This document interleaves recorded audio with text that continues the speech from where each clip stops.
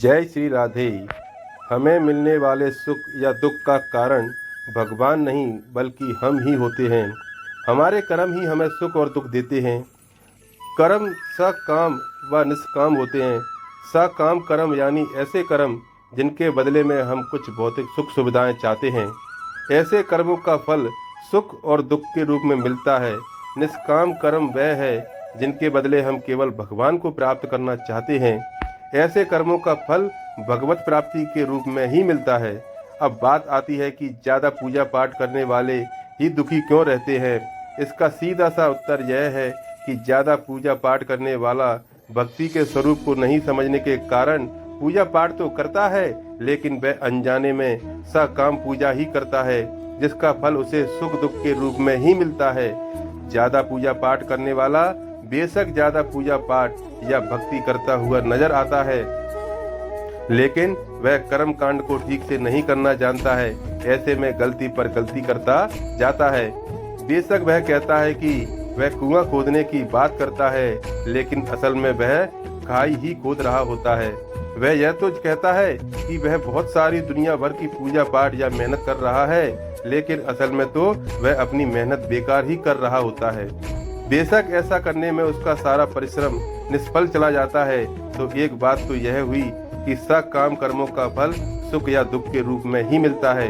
हो सकता है कि उसके पूर्व कर्मों की वजह से उसकी जिंदगी में दुख बहुत लिखे हों और पूजा पाठ से बेशक कम हुए हों, लेकिन फिर भी आप यही सोच रहे हो कि भगवान हमें इतनी पूजा पाठ के बाद भी दुख ही क्यों दे रहे हो। तो दूसरी बात यह है कि आप गलत तरीके से या बिना विधि विधान के जाने ही पूजा पाठ कर रहे हो। आप बेशक अत्यधिक पूजा पाठ कर रहे हो, लेकिन उनका प्रभाव उल्टा या निष्फल हो रहा हो। लगता है यहाँ तक आपको सब समझ आ गया होगा। अब एक पहलू और है। पूजा पाठ करने वाले को ज्यादा दुख मिलने के पीछे और यह लागू होता है केवल उस पर जो सही मायने में भक्त है। यह पहलू ही विशेष है, इसलिए इसके लिए आप एक बार फिर से यह जान लीजिए कि भक्ति क्या है और भक्त कौन है। संध्या वंदन, योग, ध्यान, तंत्र, ज्ञान, कर्म के जैसे ही भक्ति भी मुक्ति का एक मार्ग है। भक्ति भी कई प्रकार की होती है। इसमें श्रवण, भजन कीर्तन, नाम जप स्मरण, मंत्र जप, पाद सेवन, अर्चन, वंदन, दास, सख्य, पूजा, आरती, प्रार्थना, सत्संग आदि शामिल हैं। इसे नवदास भक्ति कहते हैं। अब आपको बताता हूँ भगवत गीता में उल्लेखित 4 तरह के भक्तों के बारे में। अब बात करते हैं 4 प्रकार के भक्तों के बारे में। गीता में भगवान श्री कृष्ण कहते हैं, चतुर्विद्या भजन्ते मां जन्मः सुकीर्तनो अर्जुन अर्थो जिज्ञासु अर्थार्थी ज्ञानी च भरतसभ। अर्थात हे अर्जुन, आर्थ, जिज्ञासु, अर्थार्थी और ज्ञानी, ये 4 प्रकार के भक्त मेरा भजन किया करते हैं। इनमें से सबसे निम्न श्रेणी का भक्त अर्थार्थी है, जिसे श्रेष्ठ आर्थ, आर्थ से श्रेष्ठ, श्रेष्ठ से जिज्ञासु और जिज्ञासु से भी श्रेष्ठ ज्ञानी है। आइए इस 4 भक्तों के बारे में जानते हैं। नंबर 1, आर्थ। आर्थ भक्त वह है जो शारीरिक कष्ट आ जाने पर, ध्यान, धन, वैभव नष्ट होने पर अपना दुख दूर करने के लिए भगवान को पुकारता है। यही दुखी ज्यादा रहता है और भगवान को दोष देता है कि मैं तो इतना सारा पूजा पाठ करता हूँ, लेकिन फिर भी मुझे इतना दुख क्यों। इसकी एक वजह उसका प्रारब्ध भी यही होता है। नंबर 2, जिज्ञासु भक्त। जिज्ञासु भक्त अपने शरीर के पोषण के लिए नहीं बल्कि संसार को अनित्य जानकर भगवान का तत्व जानने और उन्हें पाने के लिए भजन करता है। यह भक्त भी भगवान से कुछ चाहता है, क्योंकि जिज्ञासा भी तो किसी चीज को चाहना हुई ना। नंबर 3, अर्थार्थी। अर्थार्थी भक्त वह है जो भोग, ऐश्वर्य और सुख प्राप्त करने के लिए भगवान का भजन करता है। उसके लिए भोग पदार्थ व धन मुख्य होता है और भगवान का भजन गौण। यह भक्त भी सुख दुख पाता है, क्योंकि इसका उद्देश्य भी सकाम कर्म है और सकाम कर्म का फल सुख दुख के रूप में ही मिलता है। बेशक आपके द्वारा की गई भक्ति का कोई फल अवश्य मिलता है। नंबर 4, ज्ञानी।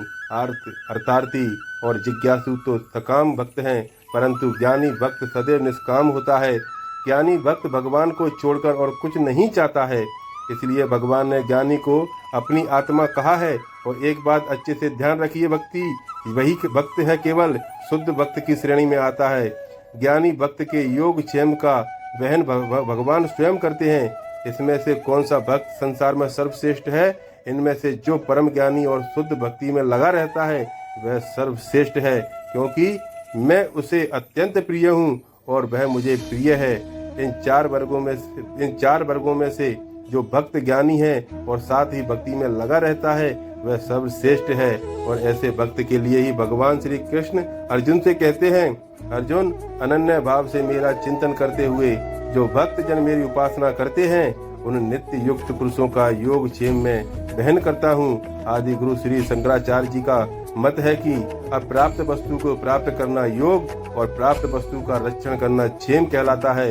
हमारे जीवन का संघर्ष भी तो प्राय दो भागों में विभाजित ही रहता है कि हमारी सारी भागदौड़ अप्राप्त की प्राप्ति के लिए होती है और हम चिंतित रहते हैं उस सबके रक्षण के लिए जो हमारे पास है। वस्तु हमारा कोई भी कार्य तभी यशस्वी हो सकता है जब हम संकल्प के विषय में निरंतर सोचते रहें, हमारा चिंतन पल भर को भी बाधित न हो। एक निश्चित लक्ष्य के लिए हर संभव प्रयास और आत्म संयम, इस तरह जब संकल्प का सातत्य, सर्वस्व, समर्पण और आत्म संयम से तीन कुंजियां हमारे हाथ लगती हैं तो भाग्य का ताला स्वयं ही खुल जाता है। अर्थात योग क्षेम का भार स्वयं भगवान वहन किया करते हैं।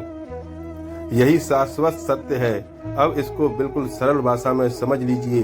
एक लाइन में भगवान कहते हैं कि जो परम ज्ञानी भक्त है और जो अनन्य भाव से मेरी उपासना करते हैं उनकी जो जरूरतें होती हैं वह सब वो अपने आप पूरी करते हैं, और जो आपके पास है उसकी रक्षा का भार भी स्वयं भगवान अपने कंधों पर ले लेते हैं।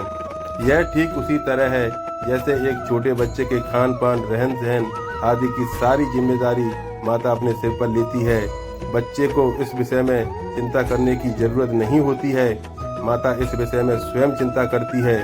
और अगर हम ऐसे अनन्य भक्त बन जाते हैं तब आप यह नहीं कह सकते कि हम तो इतनी सारी पूजा पाठ करते हैं फिर भी इतने दुखी क्यों। एक बात और भी है, कई बार भक्त पर भगवान की विशेष कृपा होती है। इसके फलस्वरूप भगवान प्रयास करते हैं कि आपके प्रारब्ध का फल इसी जन्म में या एक ही बार में कट जाए। ऐसे में वे आपसे ज्यादा पूजा पाठ भी करवा सकते हैं, क्योंकि फल तो कर्म करने से ही मिलेगा। ऐसे में आपको इससे दूसरे दृष्टिकोण से समझना होगा। इसे आप भगवान की कृपा ही समझिए। कई बार जीवन के अंत में या मृत्यु के समय आपको भगवान अत्यधिक कष्ट भी दे सकते हैं।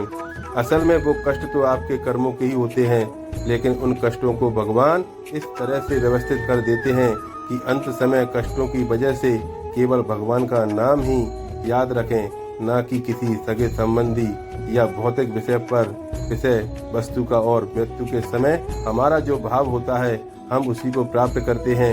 ऐसे में भगवान की याद बनी रहने से ईश्वर आपके लिए भगवत धाम का रास्ता खोल देते हैं। तो ऐसे में यह ना कहें कि भगवान ने उन्हें इतने कष्ट दिए, वो तो इतना पूजा पाठ करते थे। दोस्तों, हमारे चैनल पे आप नए हो तो हमारे चैनल को सब्सक्राइब जरूर करें। वीडियो आपको पसंद आई हो तो लाइक शेयर जरूर करें, और आगे भी इसी प्रकार की भिन्न भिन्न जानकारियाँ हमारे चैनल के माध्यम से आप तक पहुँचाई जाएंगी। धन्यवाद।